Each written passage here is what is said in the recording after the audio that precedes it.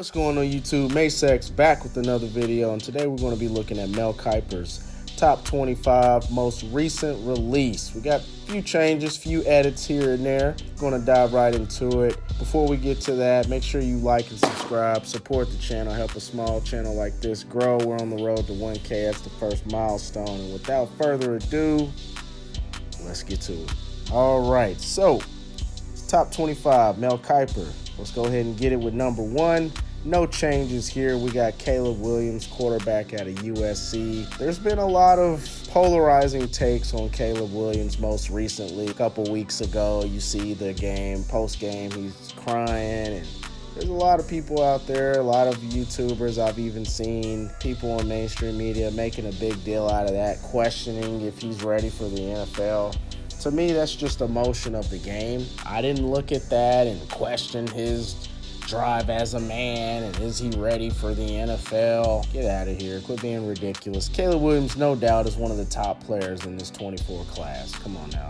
At number 2, we got Marvin Harrison Jr. No changes again. A lot of people say he's the best receiver since Calvin Johnson as a prospect, and I don't disagree. Man can do everything with his size, combination of route running, contested catch ability. Run after the catch isn't the most elite in the world, but there's plenty of plays in college where he takes it to the house. I arguably could make a case for him being the number 1 guy in this class, but I have no problem with him at number 2. Number 3, Drake May, quarterback out of North Carolina. He's been mocked as the second quarterback in mock drafts, the second quarterback on big boards. He's got the big arm. He's got all the tools. Could end up being, as we look 8 years from now, the best quarterback in this class. That is not outside the realm of possibility. At number 4, we have Brock Bowers, tight end out of Georgia. Some may say he's a generational type tight end. He's really more of an oversized wide receiver. He reminds me of Mike Gesicki, though I definitely think he'll be a much better player in the NFL than Mike Gesicki. Played a lot in the slot when he was with Miami, really good player, and I could see Brock Bowers being utilized in line as a tight end, but it wouldn't surprise me wherever he goes if the offensive coordinator is creative enough where he's dang near getting just as many, if not more, snaps in the slot or even out wide as he is in line as a tight end. Number 5, we have Shadur Sanders. Mel Kiper is pretty content on keeping Shadur Sanders in the top 5. A lot of speculation. I've even made a video of Shadur Sanders staying for his senior year at Colorado, or is he going to enter his name for right now? Shadur Sanders, 3rd ranked quarterback and top 5 overall in the big board. I love his game. I really think that he does a lot with a little, given the O-line struggles, lack of running game. Got hurt in the Washington State game, but overall he's just fine. I think that he's one of those quarterbacks that's an assassin with his arm, can also use his legs. At number 6, we have Olu Fanu, tackle out of Penn State, the consensus number 1 tackle at this point. He's been pretty much every big board I've seen, every mock draft I've seen, listed as the top offensive lineman and the top tackle in this class. Can do everything, really good pass blocker, maybe the best pass blocker in this class, can get second level, and Olu also has the wingspan and the measurables just overall that you want to see in a cornerstone left tackle. At number 7, we have Roma Dunze. No changes as well. The number 2 receiver for Mel Kiper. Not the most explosive from an athleticism standpoint. Kind of has Keenan Allen vibes. He's definitely that spectacular catch type of guy. Makes a lot of big plays over there at Washington with Michael Penix. He's one of my favorite receivers in the class. At number 8, we got another receiver from Mel Kiper. We got Keon Coleman out of Florida State. Really lanky. He's a legit 6'4", and he uses his size very well. Florida State's having a hell of a year. Unfortunate what happened to Travis Hunter. I think Florida State still has enough talent to continue a really good season, and Keon Coleman is going to have to be a really big part of it at the next level. I think he has alpha size to be that true X wide receiver. At number 9, we have Malik Neighbors moving up about 3 spots from Mel Kiper's last updated top 25. and this is the third consecutive wide receiver overall. Malik Neighbors having a hell of a season. LSU, their offense is doing really well. Malik Neighbors is a part of it. He's got speed, he's got route running, catches beautifully with his hands. He's the real deal. At number 10, we have finally our first defensive player on Mel Kiper's big board, and that's Cooper DeJean. So Cooper DeJean out of Iowa, I've said before, so much fun to watch as a defensive player, has that value in the return game. He's really good with the ball in his hands, great tackler, good in coverage. Some may question his athleticism, but you can put him all over the defense, and that's the versatility and the variety that you're going to get as a defensive coordinator. I would be very excited if the Colts were to get him in the first round, I'll be honest. At number 11, we have Latu. And I know I mispronounced that. For some reason, Mel Kiper left him off of the last top 25. I was like, whoa, not ranked at all. Must have forgot about him, honestly. Has him went from not ranked into 2-3 weeks later, he's number 11.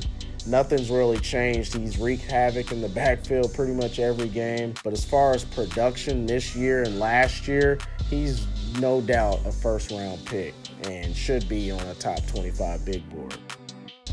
At number 12, we have Dallas Turner. Slips one spot from the last updated ranking. Dallas Turner out of Alabama, edge rusher.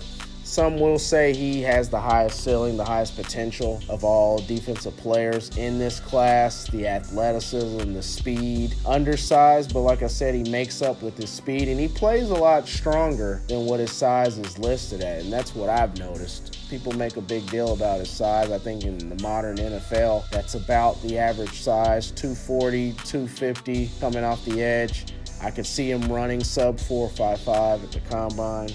All right, and at number 13, we have Joe Alt, tackle out of Notre Dame. He's been the consensus number 2 offensive tackle, offensive lineman overall in this class. I think he'll be a top 10 pick. Number 13 on the big board for Mel Kiper, but I do think because of the positional value and he has the potential to be a cornerstone left tackle at the next level, I do see him being drafted in the top 10. At number 14, we have another offensive lineman, Troy Fautanu, out of Washington. Slips a couple spots from the last ranking, having a hell of a season as Washington is overall. Offensively, they may be the best offense in Power 5 football. He's having a heck of a year. At number 15, we have KoolAid McKinney, cornerback out of Alabama. Lockdown type of corner. He's not going to impress you with his stats, and sometimes that's just because quarterbacks do not throw to him, and that's just as effective. You look at Darrelle Revis when he was in his prime, never led the league in interceptions, but he was respected as the best corner or possibly even the best defensive player in the game. Some people feel KoolAid has that type of potential, not necessarily Darrelle Revis, but being one of those shutdown corners that can take away a whole third of a field or take away the offense's best player. At number 16, we got Leonard Taylor III out of Miami. He flashes all the time. I'm still waiting on him to put it all together. He could potentially be a first-round pick. I could see that happen, no doubt. He's not my number 1 interior defensive lineman, but nonetheless, I mean, the guy can play ball, and he has a lot of potential. I can't doubt that. And at number 17, we have offensive tackle Tyler Guyton out of Oklahoma. Tyler Guyton, I don't know much about at this point. He is a guy, honestly, I'd need to look at a little bit further before I made any evaluations. But he was not ranked on the last big board. But man, 6'7", about 330, 335 pounds, man. You can't teach that type of size. So I'm excited to look at his film a little bit. At number 18, we have Emeka Egbuka out of Ohio State, wide receiver. He's definitely somebody that can make plays when the ball's in his hands. I've always liked receivers like that are just as deadly when they have the ball as they are going up to make a highlight type of play. Mel Kiper's been a fan of him pretty much since the preseason days, is not wavering from it. Keeps him in his top 20. At number 19, we have J.C. Latham, tackle out of Alabama. A lot of tackles. This is a really strong offensive class in comparison to the defense. And J.C. Latham, a guy that can pass block, run block, has a lot of potential. Definitely has the potential to be the top tackle from this class 5 years from now.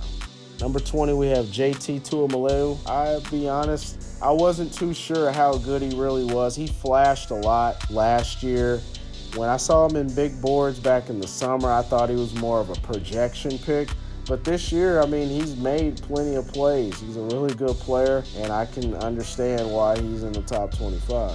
At number 21, we have Nate Wiggins, cornerback out of Clemson. Nate Wiggins has definitely risen up boards. I didn't know much about him going into the season, to be honest, but he's a guy that really makes plays, very athletic, plays the ball very well. All right, number 22, we have Landon Jackson, defensive end out of Arkansas, 6'7", 265, 270 pounds. Has NFL size already. I was kind of surprised to see him on the last board at number 17. I see he fell a couple spots. I'll definitely be curious to keep an eye on him and where Mel Kiper has him on the next big board. Number 23, we have Javon Newton, defensive tackle out of Illinois. Probably my favorite defensive lineman, my number one interior defensive lineman in this class. Has athleticism, may not be the biggest in this class, but he moves laterally very well, gets in the backfield, very explosive. He's somebody I'm excited to see at the combine. At number 24, we have Jordan Morgan, offensive tackle out of Arizona. Pass blocking is his specialty. Could definitely be a first-round pick come time for the draft. And at number 25, we have Jared Verse. So Jared Verse, edge rusher out of Florida State, has continued to fall, not just in Mel Kiper's big board, but in a lot of big boards that I've noticed. Mock drafts as well.